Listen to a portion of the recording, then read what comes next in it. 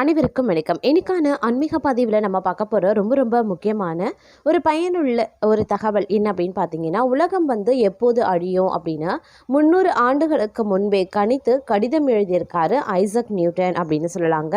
அது குறித்த ஒரு விரிவான விளக்கத்தோடு இன்னும் பார்த்தீங்க அப்படின்னா பாபா வங்கா, நாஸ்ட்ரோடமஸ் போன்ற தீர்க்க தரிசிகளும் பார்த்தீங்க அப்படின்னா உலகம் அழிவதை குறித்து முன்கூட்டியே கணித்து சொல்லியிருக்காங்க.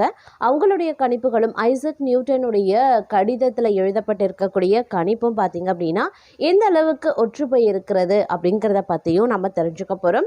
இன்னும் என்னென்ன விஷயங்கள்லாம் இந்த உலகத்தில் நடக்க போகிறது, உலக அழியக்கூடிய சமயத்தில் என்ன மாதிரியான மாற்றங்கள்லாம் ஏற்பட போகிறது அப்படிங்கிறத பற்றினா தொடர்ந்து நீங்கள் தெரிந்த பலன் பெற வீடியோவை ஸ்கிப் பண்ணாமல் கடைசி வரைக்கும் பாருங்கள். வீடியோக்குள்ளே போகிறதுக்கு முன்னாடி இது வரைக்கும் நீங்கள் நம்ம சேனலை சப்ஸ்கிரைப் பண்ணலை அப்படின்னா உடனே சப்ஸ்கிரைப் பண்ணிக்கோங்க.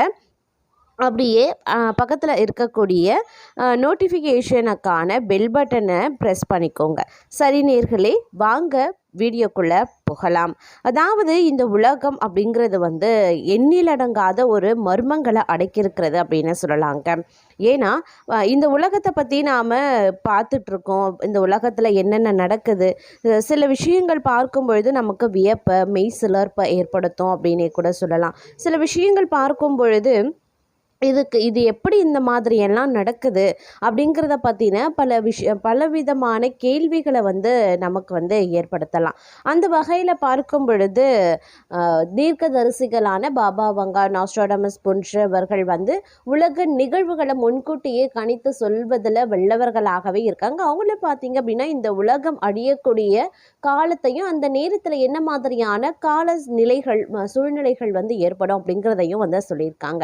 அதே மாதிரி பார்த்தீங்கன்னா தற்போது தலையில் ஆப்பிள் விழுந்ததை வச்சு புவியீர்ப்பு விசையை கண்டுபிடித்த சர் ஐசக் நியூட்டனை பற்றி நமக்கு நல்லாவே தெரியும். அவர் ஒரு மிகப்பெரிய அறிவியலாளர் அப்படின்னு சொல்லலாம். அவருடைய கண்டுபிடிப்பு அப்படிங்கிறத பார்த்தோம் அப்படின்னா மிகப்பெரிய அளவில் நமக்கு பயனுள்ளதாகவும் பல அறிவியல் கண்டுபிடிப்புகளுக்கு ஒரு முன் உதாரணமாகவும் விளங்கி வந்துட்டுருக்கு அப்படின்னு சொல்லலாம். ஆனால் அதே நியூட்டன் பார்த்தீங்க அப்படின்னா உலகம் எப்போது அழியும், எப்போது ஒரு மிகப்பெரிய மாற்றத்தை சந்திக்கும் அப்படிங்கிறத கணித்து சொல்லியிருக்கிறாரு அப்படின்னு சொன்னால் உங்களால் நம்ப முடிகிறதா?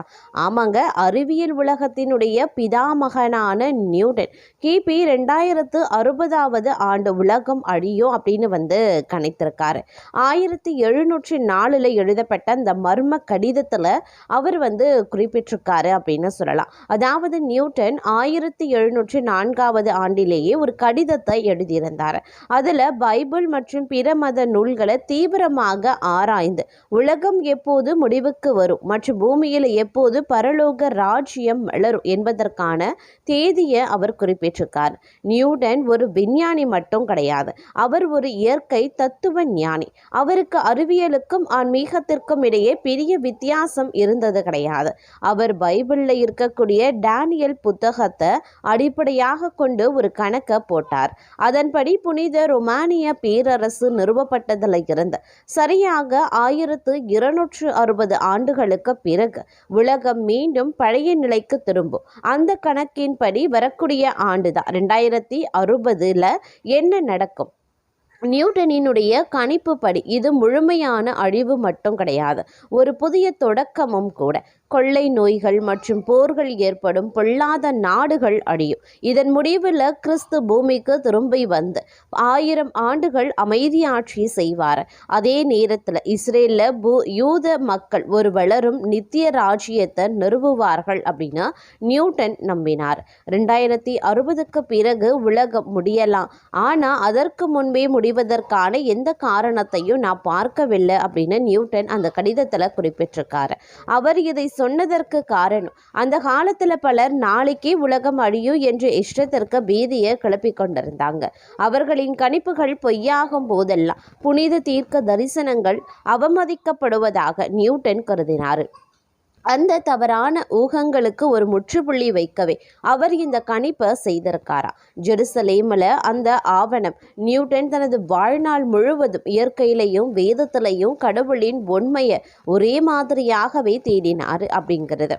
ஹாலிபர்க்ஸ் கிங்ஸ் கல்லூரி பேராசிரியர் ஸ்டீஃபன் டி என்ன சொல்லியிருக்கார் அப்படின்னா, நியூட்டன் கைப்பட எழுதிய இந்த தீர்க்க தரிசன கடிதம் தற்போது ஜெருசலேமில் இருக்கக்கூடிய ஹப்ரு பல்கலைக்கழகத்தில் காட்சிக்கு வைக்கப்பட்டிருக்கிறது.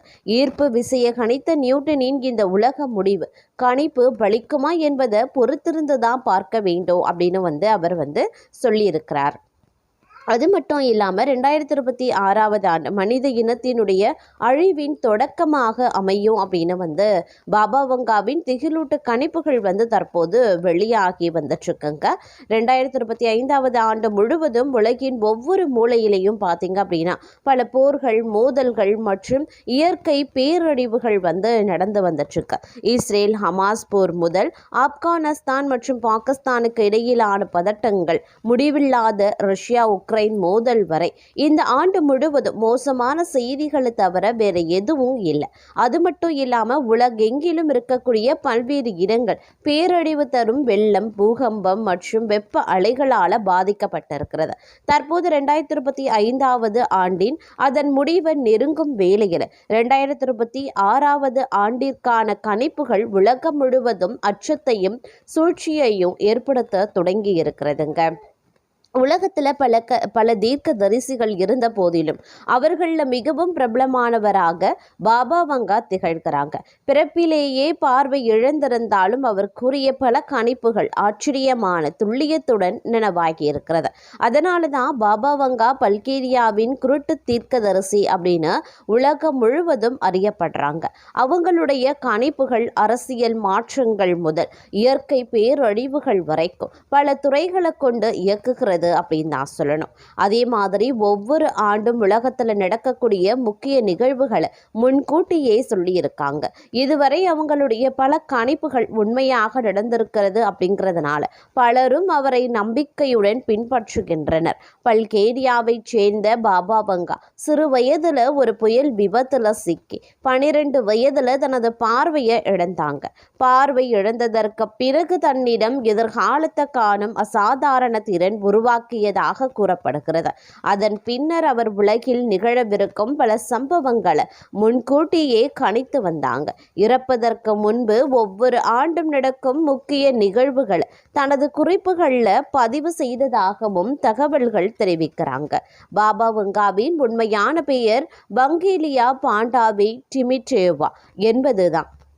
பாபா வங்கா கூறிய 2025 ஆண்டுக்கான சில கணிப்புகள் நினைவாக்கியுள்ளதாக கூறப்படும் செய்திகள் தற்போது உலகம் முழுவதும் பரவி வருகிறது. இதனால் அவருடைய தீர்க்க தரிசன சக்தி மீதான நம்பிக்கை மீண்டும் பலரிடையே அதிகரித்திருக்கிறது.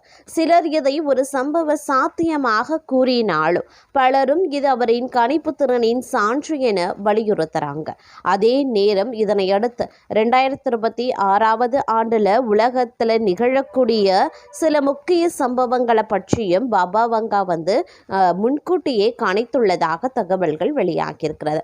அவங்களுடைய கணிப்புகள் பெரும்பாலும் அரசியல் மாற்றங்கள், இயற்கை பேரழிவுகள், விஞ்ஞான முன்னேற்றங்கள் ஆகியவற்றை சுற்றி அமைந்திருக்கிறதுனால பலரும் அவற்றை ஆவலுடன் எதிர்நோக்கி வந்துட்டு இருக்காங்க. 2026 ஆண்டுக்கான பாபா வங்காவின் முக்கியமான கணிப்புகளில் ஒன்று கடுமையான இயற்கை நிகழ்வுகளை சார்ந்ததாகும். குறிப்பாக பல வலிமையான பூகம்பங்கள், எரிமலை வெடிப்புகள் மற்றும் தீவிரமான வானிலை மாற்றங்கள் இடம்பெற்று உலகின் நிலப்பரப்பில் சுமார் 7 முதல் 8% வரை பாதிப்பை ஏற்படுத்தக்கூடும். இயற்கையின் இத்தகைய அதிர்வுகள் மனித வாழ்க்கையிலையும் பொருளாதாரத்திலையும் பெரிய தாக்கத்தை ஏற்படுத்தக்கூடும் அப்படின்னு கணித்துள்ளதாக கூறப்படுது. காலநிலை மாற்றம் மற்றும் உலக வெப்பமயமாதல் குறித்து தற்போது விஞ்ஞானிகள் எச்சரித்து வரக்கூடிய நிலைய பாபா வங்காவின் கணிப்பு பலரிடையே அச்சத்தையும் ஆர்வத்தையும் உருவாக்கியிருக்கிறது. பாபா வங்காவின் கணிப்புகளின்படி 2026 ஆண்டுல உலகம் கடுமையான காலநிலை மாற்றத்தால பெரும் பேரழிவுகளை சந்திக்கும் அப்படின்னே கூறப்படுதுங்க. 2026 ஆண்டுல நிலநடுக்கங்கள், எரிமலை வெடிப்புகள், தீவிரமான வானிலை மாற்றங்கள் இடம்பெற வாய்ப்பு அதிகம் என்றும் அவர் எச்சரித்ததாக தகவல்கள் தெரிவிக்கிறது.